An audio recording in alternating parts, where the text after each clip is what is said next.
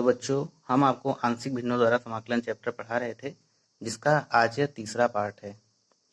आपसे पहले हमने आपको इस चैप्टर के 2 पार्ट्स दिए हुए हैं, जिनका लिंक डिस्क्रिप्शन में है। अगर आपने उन दोनों पार्ट्स को अभी तक नहीं देखा है तो उन दोनों पार्ट्स को भी जरूर देखें।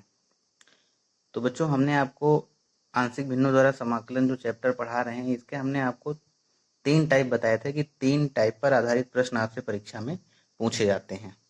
2 टाइप हमने आपको बता दिए थे कि आपको क्वेश्चन इस तरीके से दिया गया हो जिसमें हर के जो गुणनखंड हैं वो एक एक घात के हों और वो जो गुणनखंड है वो रिपीटेड ना हो, तो हमें किस तरीके से लेट करना चाहिए।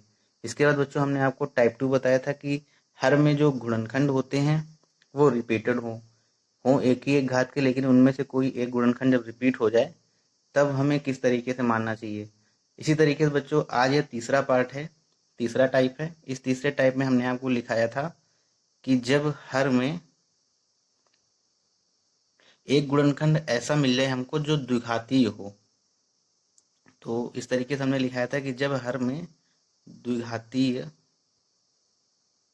गुणनखंड हो तब हमने आपको बताया था कि हमें किस तरीके से लेट करना चाहिए।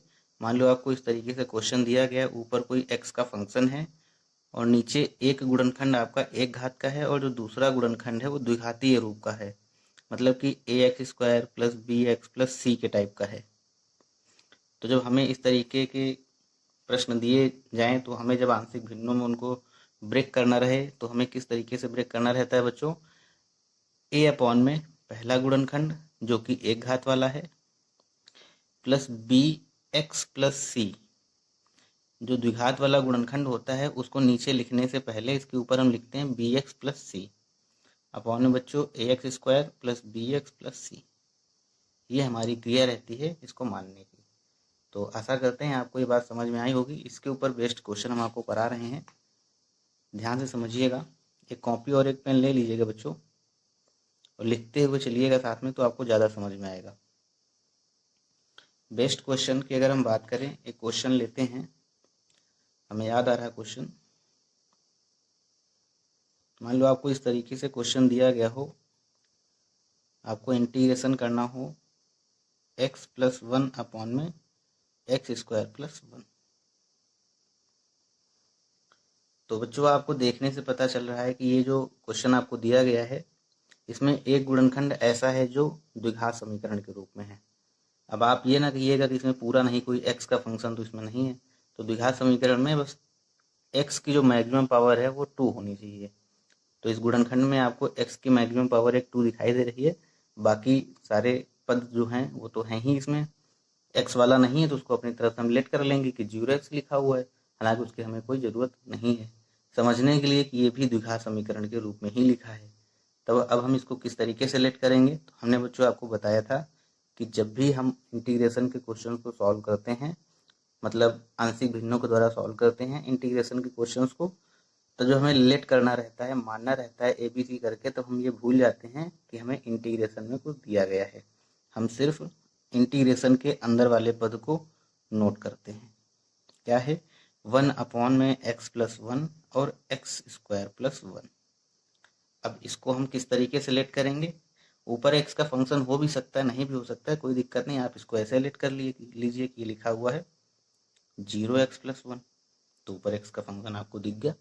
तो किस तरीके से लेट करते हैं, a अपॉन में पहला गुणनखंड जो कि एक घात वाला है, तो एक घात वाला कौन सा गुणनखंड है, x plus 1 plus bx plus c, उसके नीचे द्विघात वाला गुणनखंड, द्विघात वाला गुणनखंड कौन सा है, x² प्लस में 1। ठीक है, यहाँ तक आपको समझ में आया होगा। इसके बाद बच्चों जो यहाँ पर नीचे रहता है वही इधर एलसीएम हो जाता है, तो हमें बार बार लिखने की जरूरत नहीं है। चलिए हम लिखे दे रहे हैं यहाँ पर x² प्लस 1। तो यहाँ पर इसको जब हम एलसीएम लेंगे तो क्या हो जाएगा, x प्लस 1 और x² प्लस 1। इसके बाद इसका इधर मल्टीप्लाई करेंगे तो ये हो जाएगा x² प्लस में a, और इसका जब बच्चों इधर मल्टीप्लाई करेंगे तो इसको चलो हम लिखे ले रहे हैं सही से, नहीं तो फिर आप कन्फ्यूज हो जाएंगे। bx प्लस c और किस में मल्टीप्लाई करना है हमको, x प्लस 1 में। नीचे इक्वल है, हर कैंसिल हो जाएंगे, क्या बचेगा ऊपर 1 बराबर में ax² प्लस में a, इसका अंदर मल्टीप्लाई करेंगे तो bx² प्लस bx, c से मल्टीप्लाई करेंगे तो cx और प्लस में c। एक बार हमने इसका इससे के साथ मल्टीप्लाई किया तो बच्चों bx², इसके बाद bx का 1 के साथ मल्टीप्लाई किया तो bx, फिर इसी तरीके से यहाँ c से x में मल्टीप्लाई किया तो cx, और इससे c से 1 में किया तो c+1। सॉरी आपको दिख नहीं रहा होगा, अब दिखाई दे रहा है। तो ये बच्चों ax² हमने ऐसे ही नोट किया है, प्लस a ऐसे ही नोट किया है, और इसका हमने इधर मल्टीप्लाई किया है तो ये ऐसे नोट किया, नीचे कैंसिल हो जाएगा। अब इसके बाद बच्चों हम लोग गुणांकों की तुलना करेंगे। तो गुणांकों की तुलना किस तरीके से करेंगे, यहाँ पर देखो x² का कोई पद तो है नहीं, तो मान लेते हैं यहाँ पर 0x² हो गया। x वाला भी कोई पद नहीं यहाँ पर, तो इसको मान लेते हैं कि 0x हो जाएगा, और कांस्टेंट वाला लिखा है उसको एज इट इज लिख लेंगे। x² वाले एक पास, तो ब्रैकेट में क्या बचेगा a प्लस बी। x वाले एक पास, x कॉमन लेंगे, क्या बचेगा अंदर b प्लस सी, और जो बचे हुए हैं वो सब कांस्टेंट के तरीके रहेंगे, तो क्या बचा है हमारे पास a प्लस सी। अब बच्चों क्या करेंगे, वही पुराना काम, दोनों पक्षों से x² x तथा अचर पद के गुणांकों की तुलना करने पर, ठीक है। तो बच्चों यहाँ पर x² का गुणांक 0 है, यहाँ पर x² का गुणांक क्या है a प्लस बी, तो a प्लस बी बराबर क्या हो जाएगा 0। इसी तरीके से यहाँ पर x का गुणांक b प्लस सी है, यहाँ पर x का गुणांक 0 है, तो b प्लस सी क्या बराबर हो जाएगा 0 के। और अचर में a प्लस सी किसके बराबर होगा 1 के, a प्लस सी बराबर में 1 के। इनको बच्चों तीनों को सॉल्व करेंगे।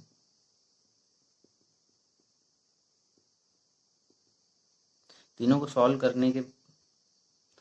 सॉल्व करने पर जो बच्चों वैल्यू आएगी ए बी सी की, आपने a बराबर 1/2, और बच्चों ये c बराबर 1/2 आएगा, और ये जो a और c की वैल्यू रखेंगे तब b बराबर आ जाएगा -1/2।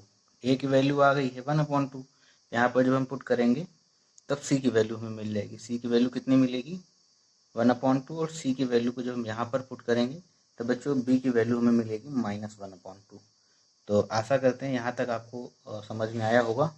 अब ये जो हमें ए बी सी की वैल्यू मिली हैं, इन वैल्यूज़ को हम इक्वेशन फर्स्ट जो हमने लेट की थी वहाँ पर रखेंगे।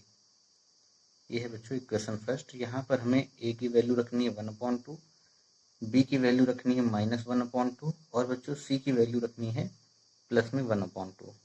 वीडियो पॉज करके आप स्वयं से वैल्यू रख के इसको सॉल्व करें, और फिर मैच करिए कि आपने सही किया है। तो ये बच्चों वैल्यू रखेंगे a की प्लेस पे 1/2, तो ये 1/2 नीचे हो जाएगा, 2 नीचे आ जाएगा, और ये x+1 इसी के साथ में रहेगा। इसी तरीके से प्लस b की प्लेस पे हमें रखना है -1/2, और x रहेगा ऐसे ही। c के प्लेस पे वैल्यू रखनी है, क्या आई थी 1/2, और नीचे क्या हो जाएगा वही रहेगा जो था पहले x² + 1। थोड़ा सा इसको और हम सॉल्व कर ले रहे हैं बच्चों। ये हो जाएगा 1/2 x+1 माइनस में अलग अलग करके लिखे ले रहे हैं, एक बार इसको इसके नीचे और एक बार इसको इसके नीचे। तो ये बच्चों हो जाएगा 1/2 या x/2, ये वाला 2 इसके नीचे आ जाएगा जब अलग अलग करके रखेंगे, तो 2 ब्रैकेट में x² + 1, और ये बच्चों इधर प्लस में 1/2 और x² + 1। अब क्या करेंगे बच्चों, दोनों पक्षों में x के सापेक्ष समाकलन करने पर, integrating both side with respect to x। तो यहाँ पर बच्चों क्या हो जाएगा, इंटीग्रेशन का साइन आ जाएगा, और ये x+1 x² + 1 dx बराबर 1/2 कांस्टेंट है, इंटीग्रेशन से बाहर हो जाएगा 1 में x+1 dx माइनस, ये बच्चों 1/2 कांस्टेंट है, बाहर हो जाएगा, अंदर बचेगा x/x² + 1 dx। और इसी तरीके से यहाँ पर ही बचेगा बच्चों, इंटीग्रेशन बाहर आ जाएगा 1/2 1/x² + 1 dx। अब इसके आगे बच्चों सिंपल सा ये इंटीग्रेशन आपको करना है। पहले वाला देखिए आपको क्या लिखा दिखाई दे रहा है। पहले वाले को आप देखेंगे तो आपको ये 1/x के फार्मूले के रूप में लिखा है, तो ये हो जाएगा log x। और यहाँ पर बच्चों इस तरीके से लिखा हुआ है कि इसमें आप हर का जब डिफरेंशिएशन करेंगे तब आपको अंश मिलेगा। तो इस कंडीशन में हमें हर को t मान के सॉल्व करना रहता है। इस तरीके के क्वेश्चन हमने आपको पहले बताए हुए हैं। और बच्चों ये देखिए 1/x² + 1 लिखा हुआ है, तो इसको हम सॉल्व करेंगे। आप बिल्कुल ध्यान से समझिएगा, सारी चीज़ें आपको समझ में आएंगी। ये 1/2 है और ये बच्चों क्या हो जाएगा यहाँ पर, क्योंकि ये 1/x का इंटीग्रेशन होता है log x, तो ये तो सिंपल सा हो जाएगा log x + 1 माइनस 1/2। यहाँ पर क्या होगा बच्चों, इसके लिए हमने आपको बताया था कि ये जो नीचे होता है, अगर हम नीचे का डिफ्रेंसिएशन करें और हमें अंश मिल जाए तो हम हर को टी लेट कर लेते हैं। तो नीचे बच्चों अगर हम हर का डिफ्रेंसिएशन कर रहे हैं तो हमें क्या मिलेगा बताइए। एक्स के रिस्पेक्ट में जब इसका हम डिफ्रेंसिएशन करेंगे तो हमें 2x मिलेगा। और ऊपर क्या है, ऊपर सिर्फ x है, तो क्यों ना हम ऊपर 2x बना लें। तो 2x कैसे बनाएंगे, ऊपर 2 से गुणा कर दें और नीचे 2 से भाग दे दें, तो वही बात रहेगी। तो एक बार हम यहाँ पर 2 से गुणा करे दे रहे हैं और यहाँ पर 2 से, यहाँ भी नीचे और ऊपर नीचे 2 से गुणा करने पर अब देखिए इसका आप डिफरेंशिएशन कीजिए, अंश मिल जाएगा। तो जब इस कंडीशन में कि हर का अवकलन करने पर आपको अंश मिल जाए तो उसका सिंपल सा इंटीग्रेशन होता है log हर। ये हमने आपको अनिश्चित समाकलन में पहले वाले दिन बताया हुआ था, अनिश्चित समाकलन में बताया था और प्रतिस्थापन द्वारा समाकलन में भी हमने आपको ये बताया हुआ था, तो ये आपको याद होना चाहिए। तो इसके प्लेस पे हम क्या लिखेंगे, ये तो हो जाएगा नीचे 1/4 और ये हो जाएगा log हर, और हर क्या है x² + 1, ठीक है। और ये बच्चों फार्मूला लिखा हुआ है किसका, tan वाला फार्मूला क्या होता है, ये होता है बच्चों इंटीग्रेशन 1/x² + a² dx, ये होता है tan इनवर्स x। तो इसके प्लेस पे क्या हो जाएगा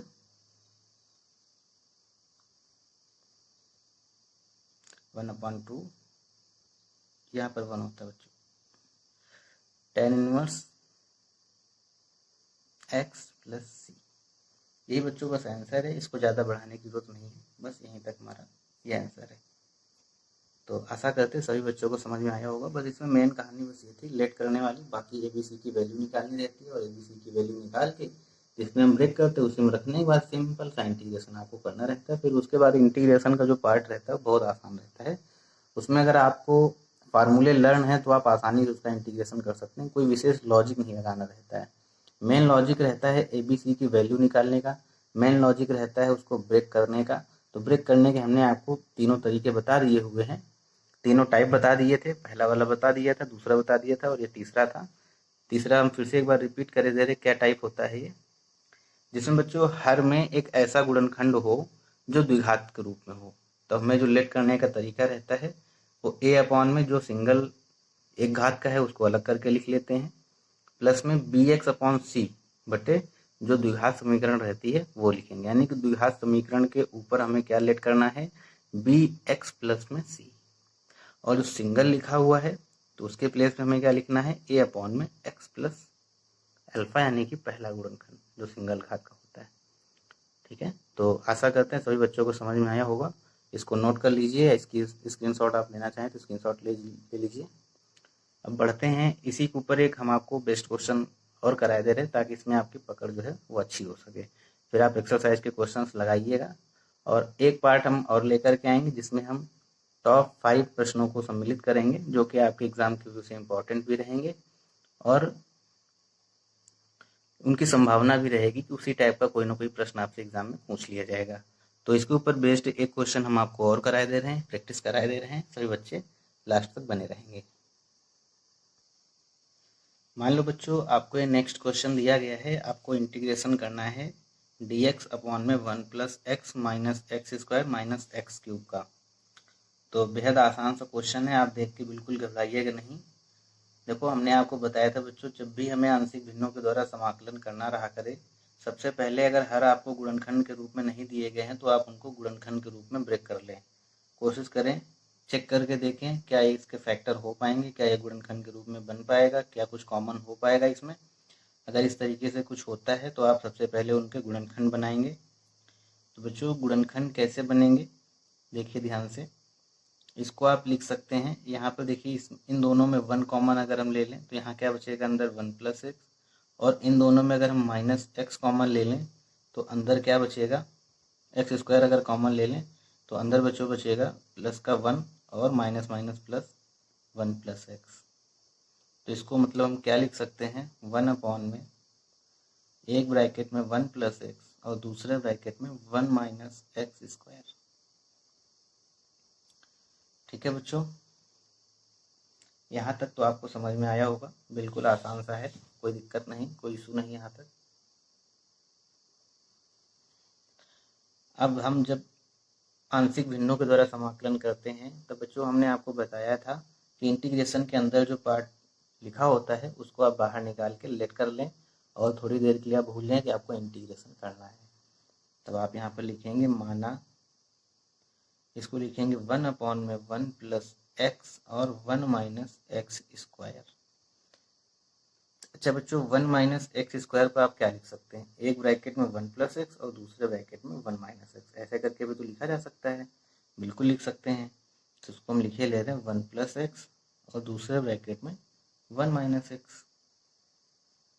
अच्छा बच्चों अब ये देखिए टाइप 2 के ऊपर कन्वर्ट होके आ गया। हमने आपको बताया था कि जब भी हर में गुणनखंड आपको रिपीटेड मिले, देखिए तो रिपीटेड मिल रहे हैं आपको, पहला गुणनखंड और ये दूसरा गुणनखंड दोनों रिपीटेड है यानी कि स्क्वायर के रूप में है और ये सिंगल लिखा हुआ है। तो कैसे लेट करते हैं, इसके लिए हमने आपको बताया था a/, में जो सिंगल लिखा हुआ गुणनखंड है जो रिपीटेड नहीं है उसको आप पहले लिख लें। तो इसको लिखेंगे 1 - x प्लस, इसके बाद बच्चों b/, में जो रिपीटेड गुणनखंड है उसको लिखेंगे, रिपीटेड क्या है 1 + x है, और बच्चों इसके बाद c/, में जो रिपीटेड था उसका स्क्वायर हर में करेंगे। ठीक है, तो यहाँ तक आपको कोई कंफ्यूजन नहीं रहा होगा। अच्छा बच्चों इसमें अब ABC की वैल्यू आपको हम एक दूसरे तरीके से निकालना सिखाएंगे। दो तरीके हमने आपको बताए थे पहले कि दो तरीके होते हैं, पहला हमने आपको बता ही दिया था जिसमें गुणांकों की तुलना करनी पड़ती है, और ये वाला एक नया तरीका रहेगा, सभी बच्चे ध्यान से समझेंगे। अच्छा हमने इसमें आपको बताया था जब भी सॉल्व करना रहता है तो LCM वही हो जाता है जो इधर लिखा रहता है, जो क्वेश्चन में आपको दिया रहता है, जिधर ABC है उधर LCM वही हो जाता है जो आपको क्वेश्चन में हर में दिया रहता है, तो उधर हम LCM में यही ले लेंगे। तो एज इट इज हम नोट करे ले रहे हैं यहाँ पर। तो ये क्या हो जाएगा, LCM जब लेंगे तो यहाँ पर नीचे क्या बनेगा, यही बनेगा 1 + x 1 + x और 1 - x। अच्छा बच्चों इससे हम इसमें डिवाइड करेंगे तो 1 - x कैंसिल हो जाएगा, क्या बचेगा 1 + x का होल स्क्वायर, यानी कि यहाँ पर हम लिख सकते हैं a 1 + x का होल स्क्वायर, यही बचेगा। और प्लस में b, इससे जब इसको हम भाग देंगे तब एक ये कैंसिल हो जाएगा, अंदर क्या बचेगा b, पहले ब्रैकेट में 1 - x बचेगा और दूसरे में क्या बचेगा 1 + x। और इसी तरीके से यहाँ पर जब हम 1 + x के होल स्क्वायर से भाग देंगे तो ये दोनों कैंसिल हो जाएंगे और ये जो बचेगा उससे c में मल्टीप्लाई करेंगे तो 1 - x बचेगा यहाँ पर। ठीक है, अच्छा ये जो नीचे लिखा हुआ है ये तो कैंसिल ही हो जाता है। अब यहाँ पर क्या लिखा हुआ है, अच्छा अपनी तरफ से हम यहाँ पर मान लेते हैं कि देखो यहाँ पर x की मैक्सिमम पावर 2 बन रही है, तो हम अपनी तरफ से यहाँ पर अगर नहीं दी गई है आपको मैक्सिमम पावर 2 या x का कोई फंक्शन नहीं दिया गया है जो यहाँ पर बन रहा है, तो उसको हम अपनी तरफ से यहाँ पर लेट कर लेते 0 लगा के, क्योंकि यहाँ पर एक पद x² वाला बनेगा तो हमने अपनी तरफ से मान लिया कि यहाँ 0x² हो गया है। x वाला भी कोई पद नहीं, x वाला भी यहाँ कोई ना कोई बनेगा तो अपनी तरफ से हमने मान लिया कि 0x और प्लस कॉन्स्टेंट तो है ही, उसको हम एज इट इज नोट कर लेंगे। और ये अंदर क्या बचेगा उसको हम एज इट इज नोट कर लेंगे, 1 a ब्रैकेट में 1 + x का होल स्क्वायर बना है बचा है यहाँ पर, और प्लस b 1 - x 1 + x बचा है, प्लस में c 1 - x। ठीक है बच्चों, बिल्कुल भी आपको कंफ्यूजन यहाँ तक नहीं होगा। अच्छा इसके आगे देखो हमने आपको दो तरीके एक तरीका बताया था कि यहाँ पर आप इसका स्क्वायर ओपन कीजिए, a से मल्टीप्लाई कीजिए उसके बाद यहाँ पर बी से मल्टीप्लाई कीजिए, इनका दोनों का गुणा करा के, फिर सी से इसमें मल्टीप्लाई कीजिए, फिर एक्स स्क्वायर वाले पद एक तरफ, एक्स वाले एक तरफ, तरफ का मतलब एक पास, बी और एक्स वाले पद एक पास, बाकी कांस्टेंट वाले एक पास रख लेते हैं और उसके बाद दोनों पक्षों से गुणांकों की तुलना हम कर देते थे। अच्छा बच्चों, अब यहाँ पर हम एक दूसरा तरीका आपको ये बताने जा रहे हैं कि जब भी आपको फिर यहाँ से ए बी सी की वैल्यू निकालनी रहा करे, इस तरीके की जब आपको इक्वेशन बन जाए आपकी, तब इसमें एक नीचे जो गुणनखंड लिखा हुआ है, जब ए बी सी हम लेट करते हैं, एक नीचे जो गुणनखंड बना हुआ है उसको हम जीरो के इक्वल करके एक्स की वैल्यू निकालेंगे और जो एक्स की वैल्यू आएगी निकल के, वो वैल्यू हम इन दोनों पक्षों में रखेंगे। इसके बाद जब एक्स की वैल्यू रख लेंगे तब ए बी सी के रूप में कोई एक इक्वेशन बन जाएगी, उसको नोट डाउन कर लेंगे। उसके बाद में फिर बी के नीचे का जो गुणांक है उसको दूसरी बार रखेंगे, बी के नीचे का जो गुणांक है उसको जीरो के इक्वल करके एक्स की वैल्यू निकाल के फिर इस इक्वेशन में रखेंगे। रखने के बाद फिर ए बी सी के रूप में कोई एक इक्वेशन मिल जाएगी। कैसे करेंगे, तो ए के नीचे का गुणांक क्या है बच्चों, 1 माइनस एक्स, इसको हम रफली कहीं पर वो कर लेते हैं, एक्स की वैल्यू निकाल लेते हैं। तो 1 माइनस एक्स को जब हम जीरो के इक्वल करेंगे तो एक्स का मान क्या आएगा बच्चों, 1 आएगा। 1 आया तो इस 1 को हम इस समीकरण में पुट करेंगे। चलिए रखिए, तो यहाँ पर एक्स की वैल्यू जब 1 रखेंगे तो ये तो 0 0 वैसे भी हो जाएगा, यहाँ बचेगा 1 बराबर में। जब यहाँ पर बच्चों हम 1 रखेंगे एक्स की वैल्यू तो ये हो जाएगा 2, 1 + 1 2, 2 का स्क्वायर 4 और 4 का ए में मल्टीप्लाई करेंगे तो 4a हो जाएगा। जब x बराबर 1 यहाँ पर रखेंगे हम, प्लस का 1 यहाँ पर रखेंगे तो ये 1 से 1 कैंसिल हो जाएगा, तो 0 बचेगा। 0 का जब हम 1 + x मल्टीप्लाई करेंगे तो ये भी 0 हो जाएगा और इस पूरे 0 का जब b के साथ मल्टीप्लाई करेंगे तो पूरा भी 0 हो जाएगा। और x बराबर 1 जब हम यहाँ पर रखेंगे तब ये भी देखो बच्चों कैंसिल हो जाएगा। तो कैंसिल हो जाएगा तो क्या बनेगा, बचेगा यहाँ पर केवल सिंपल सा 1 बराबर 4a बचेगा, यानी कि यहाँ से a की वैल्यू क्या आ जाएगी, 1/4। ये बेहद आसान सा तरीका रहता है। हमने कहा दोनों तरीके आपको बता दिए, ये तरीका हम आपको बाद में बताएंगे, इसलिए हम आपको अब इस क्वेश्चन में बता रहे हैं। तो आसान दोनों है, लेकिन इससे थोड़ा बहुत जल्दी वैल्यू निकल आती है। अच्छा बच्चों, अब हम दूसरी बार क्या करेंगे, b के नीचे का जो गुणांक है उसको 0 के इक्वल करेंगे। तो b के नीचे का गुणांक क्या है, 1 + x, इसको 0 के इक्वल जब करेंगे तब यहाँ से x की वैल्यू क्या निकल के आएगी, -1 आएगी। ये जो x की वैल्यू निकल के आई फिर इसको हम इसी इक्वेशन में पुट करेंगे। आप चाहें तो इसको इक्वेशन सेकंड मान लें। जब यहाँ पर पुट करेंगे, यहाँ पर आप लिख दीजिएगा उपरोक्त समीकरण में, यहाँ लिख लीजिए चूंकि x बराबर 1 रखने पर, ठीक है। अब यहाँ पर जब हम x बराबर -1 रखेंगे, यहाँ तो यहाँ x बराबर -1 रखेंगे तो ये तो सब वैसे भी 0 रहेंगे, यही वाला 1 बचेगा, इसको नोट कर लेंगे। और x बराबर जब बच्चों यहाँ -1 रखेंगे तो -1 से +1 कैंसिल हो जाएगा, ये 0 बन जाएगा। 0 का a में मल्टीप्लाई करेंगे तो ये भी 0 हो जाएगा। और यहाँ पर जब हम x बराबर -1 रखेंगे तो ये 1 से 1 कैंसिल हो जाएगा तो 0 बचेगा। और इस 0 का इसमें मल्टीप्लाई करेंगे तो ये भी 0, और 0 का b में करेंगे तो ये भी 0 हो जाएगा। अच्छा, अब x बराबर -1 यहाँ पर c के साथ रखेंगे, तब यहाँ -1 रखेंगे जब तो माइनस माइनस हो जाएगा प्लस, यानी कि 1 + 1 2, यानी कि क्या बचेगा बच्चों यहाँ पर 2c। तो यहाँ से c की वैल्यू क्या आ जाएगी, c की वैल्यू आ जाएगी 1/2। यहाँ लिख दीजिए चूंकि x बराबर -1 रखने पर। अच्छा बच्चों, अब इसके बाद क्या करेंगे, c के नीचे के गुणांक को 0 के इक्वल करेंगे। c के नीचे का गुणांक क्या है, बहुत ध्यान से समझिएगा ये वाला स्टेप आप। c के नीचे का गुणांक है बच्चों 1 + x का होल स्क्वायर, यानी कि 1 + x का होल स्क्वायर जब आप 0 के इक्वल करेंगे तो 1 + x बराबर 0 बचेगा, उधर चला जाएगा 2 मान लो। तो यहाँ से x की वैल्यू क्या निकल के आएगी, -1, और x की वैल्यू -1 आप पहले रख चुके हो। ये बात ध्यान दीजिएगा, जो वैल्यू आप पहले रख चुके हैं वही निकल के आई यहाँ पर। तो अब तो यानी कि ये वैल्यू तो हम पहले ही रख चुके हैं, अब हमें कुछ और रखना चाहिए। जब सारे गुणांकों के नीचे की वैल्यू, मतलब सारे जो ABC के हैं उसके नीचे के जो गुणनखंड हैं उनको जब आप 0 के इक्वल कर लेते हैं और जब आपको रिपीटेड वैल्यू मिलने लग जाए, सेम वैल्यू मिलने लग जाए, तो हम अपनी तरफ स्वेच्छा से x बराबर 0 से स्टार्ट करते हैं मानना, मतलब 0 रखना स्टार्ट करते हैं। x बराबर 0 या x बराबर 1 या x बराबर -1, अपनी तरफ से भी आप वैल्यू यहाँ पर रख सकते हैं, क्योंकि अब आपको b की वैल्यू निकालनी है।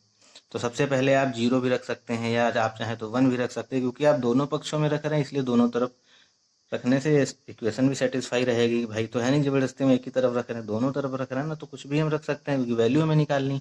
तो x बराबर 0 रखें अगर यहाँ पर, तो बच्चों ये तो जीरो हो ही जाएगा, पहले से ही जीरो है सब। यहाँ पर 1 बचेगा, और जब हम x बराबर 0 यहाँ पर रखेंगे तो क्या बनेगा, 1 बनेगा, मतलब 1 बचेगा। और 1 का स्क्वायर करेंगे तब क्या आएगा, केवल 1 आएगा। 1 का a के साथ मल्टीप्लाई करेंगे तो a आएगा। इसी तरीके से यहाँ भी 0 रखेंगे तो ये केवल 1 ही रहेगा, यहाँ पर भी 0 रखेंगे तो ये भी 1 ही रहेगा। तो 1 का 1 में मल्टीप्लाई तो 1, और 1 का b में मल्टीप्लाई तो क्या बचेगा बच्चों, b बचेगा। इसी तरीके से c, यहाँ पर हम क्या रखेंगे, 0 रखेंगे जब, तो ये 1 बचेगा। 1 का c से मल्टीप्लाई करेंगे तो c आएगा। यानी कि a प्लस बी प्लस सी बराबर क्या आएगा, 1 आएगा। अब यहाँ पर हमें a और c की वैल्यू पहले से ही पता है, तो 1 बराबर a और c की वैल्यू हमें बच्चों पहले से ही पता है। a की वैल्यू रखेंगे 1/4, और b की वैल्यू हमें निकालनी है, इसको ऐसे ही रखेंगे। c की वैल्यू है 1/2। इन दोनों में क्या कॉमन मतलब एलसीएम मिल जाएगा हमको, 4 एलसीएम मिल जाएगा, और 4 यहाँ पहुँच जाएगा। तो जब इसको हम बच्चों सॉल्व करेंगे तब ये आएगा b = 1/4। ये बिल्कुल आसान सा तरीका था ए बी सी की वैल्यू फाइंड करने का। उसमें आपको गुणांकों की तुलना करनी रहती थी, पहले आप आपस में मल्टीप्लाई कराते थे, फिर उसको कॉमन करते थे, x स्क्वायर वाले 1 पास करते थे, बाकी सबको 1 पास करते थे। तो उसमें थोड़ा सा टाइम ज़्यादा लग जाता था। हालांकि वो वाला मेथड आप इंटर से पढ़ते चले आए, इसलिए हम आपको कंफ्यूज नहीं करना चाहते थे इस मैटर को बता के, इस वाले मेथड को। लेकिन फिर भी जो बड़े बड़े क्वेश्चंस होते हैं आप उनको इस तरीके से भी सॉल्व कर सकते हैं। ये भी बहुत आसान सा तरीका होता है। सबसे पहले आप a के नीचे का जो गुणनखंड है उसको 0 के इक्वल करेंगे, फिर b के नीचे का जो गुणनखंड है उसको 0 के इक्वल करेंगे, और c के नीचे का जो गुणनखंड है उसको 0 के इक्वल करेंगे। सबसे x की वैल्यू निकालेंगे। अगर कोई वैल्यू रिपीट हो रही है तो आप अपनी तरफ से स्वेच्छा से भी 0, 1, 2, 3 कुछ भी मान सकते हैं। ठीक है बच्चों। तो अब ये जो ABC की वैल्यू हमें मिली है, इन ABC की वैल्यूज को हम यहाँ पर पुट करेंगे इक्वेशन फर्स्ट में, फिर दोनों तरफ इंटीग्रेशन करेंगे, और इंटीग्रेशन करने के बाद में बस वही हमको करना था। इस तरीके के क्वेश्चन तो आप बार बार करते चले ही आ रहे, तो अब आप अपने आप से इन ABC की वैल्यूज को यहाँ पर पुट करेंगे। ठीक है, तो आप बने रहिएगा साथ में, हम आपको दिखा रहे हैं रख के वैल्यू। तो ये वैल्यू बच्चों रखने पर a की वैल्यू थी 1/4, तो ये लिखा हमने 1/4, और नीचे क्या है 1 - x, प्लस b की वैल्यू भी आई थी 1/4, तो 1/4, और यहाँ क्या लिखा हुआ है 1 + x, क्योंकि यहाँ पर ये पहले से लिखा हुआ है। और c की वैल्यू आई थी 1/2, तो 1/2, और ये एज इट इज। अब दोनों पक्षों का x के सापेक्ष समाकलन करने पर integrating both side with respect to x। ठीक है बच्चों, समझ में आ रहा है आपको क्या लिखा हुआ है? अच्छी बात है। Integrating both side with respect to x, x के सापेक्ष दोनों पक्षों का समाकलन करने पर, तो इसको बच्चों हम अब बार बार बड़ा सा लिखने की बजाय i लिखे दे रहे हैं। और ये 1/4 कांस्टेंट है, इंटीग्रेशन से बाहर आ जाएगा, अंदर क्या बचेगा 1 - x dx। यहाँ भी 1/4 इंटीग्रेशन से बाहर आ जाएगा, अंदर क्या बचेगा 1 + x। और बच्चों यहाँ पर 1/2 इंटीग्रेशन से बाहर आ जाएगा, अंदर क्या बचेगा 1 + x का होल स्क्वायर। dx आप लगाना मत भूलें। तो यहाँ पर क्या आएगा बताइए, ये क्या लिखा है 1/x के रूप में लिखा हुआ है, तो इसका इंटीग्रेशन क्या हो जाएगा log x। अच्छा, इसको हम लेट करके मानने के बाद में ही, मतलब इसको हम मान लेते हैं कि x है, तो इसको अपनी तरफ से पहले मानेंगे कि ये t है। t मान के फिर जब इसका हम इंटीग्रेशन करेंगे, फिर t की वैल्यू लगाएंगे, तब वैल्यू निकल के आती है वो। ठीक है, तो ये आएगा 1/4, इसका 1/x लिखा हुआ है, यानी कि हो जाएगा log 1 - x, और जिसको मानते हैं उसका हम एक बार क्या करते हैं, डिफ्रेंसिएशन करते हैं। तो नीचे क्या बचेगा 1 - x का जब हम डिफ्रेंसिएशन करेंगे तो क्या आएगा -1 आएगा, तो इससे -1 से नीचे भाग हो जाएगा, प्लस 1/4, और यहाँ क्या हो जाएगा log 1 + x, और इसका जब हम करेंगे इंटीग्रेशन तब ये आएगा 1। और बच्चों ये 1/2 ये किस तरीके से लिखा हुआ है, 1 + x⁴n के रूप में लिखा है, तो ये ऊपर चला जाएगा। जब इंटीग्रेशन इसका करेंगे तब ये आएगा 1 + x⁻⁻1 अपॉन में -1 प्लस में c। थोड़ा सा आप इसको और चाहें तो सॉल्व कर सकते हैं। ये हो जाएगा बच्चों 1/4 log 1 - x, माइनस यहाँ पर लगा दे रहे हैं, 1 - x प्लस 1/4 log 1 + x, और ये हो जाएगा माइनस का 1/2, और 1 अपॉन में इसको नीचे भेज देंगे तो 1 + x + c। आप चाहें तो थोड़ा सा और सॉल्व कर सकते हैं। 1/4 कॉमन ले लीजिए।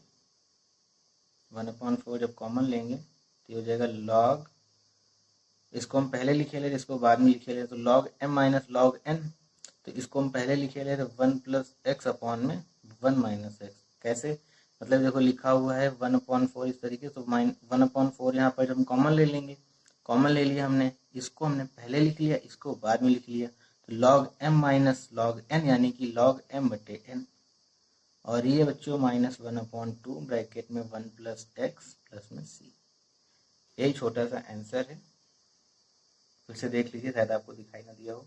1/4 log 1 plus x upon 1 minus x minus 1/2 1 plus x और प्लस में c। तो बच्चों आज का ये सेशन आपको कैसा लगा, आज की क्लास कैसी लगी, हमें कमेंट करके आप ज़रूर बताएंगे। और बच्चों अगर आपको ये क्लास पसंद आई है या समझ में आया है जो हमने आपको पढ़ाया, तो आप वीडियो को लाइक ज़रूर करें और अपने सभी दोस्तों में, कम से कम 2 दोस्तों में आप ज़रूर शेयर किया करें। आपके जितने भी स्टडी ग्रुप्स हैं उनमें भी आप शेयर किया करें। बच्चों इसके बाद में अभी हमने आपको टाइप 3 तक के बारे में बताया था, इसके बाद इसमें आपके 2 टाइप और हैं जो आपके लिए शायद नए हैं और शायद आप इंटर में पढ़ के आए भी हों। तो आपको टाइप 4 हम पढ़ाएंगे कल, और उसके टाइप 4 के साथ टाइप 5 कराएंगे। इस टॉपिक के आपको हम 5 लेक्चर देंगे टोटल। अगले वाले पार्ट में हम आपको टाइप 4 और टाइप 5 कंप्लीट करा देंगे। उसके बाद जो पार्ट 5वां रहेगा इसका, उसमें हम बेस्ट क्वेश्चंस करवा देंगे। तो ये चैप्टर आपके बिल्कुल समझ में आ जाएगा। बिल्कुल भी चाहे किसी भी तरीके का क्वेश्चन आपसे एग्जाम में पूछा जाए इस चैप्टर से रिलेटेड, आप आसानी से कर ले जाएंगे। चलिए बच्चों, तो मिलते हैं नेक्स्ट पार्ट के साथ में। बिल्कुल जुड़े रहिएगा साथ में, जैसे ही नोटिफिकेशन आया करे आप तुरंत वीडियो को वॉच किया करें। सभी बच्चों को बहुत बहुत धन्यवाद।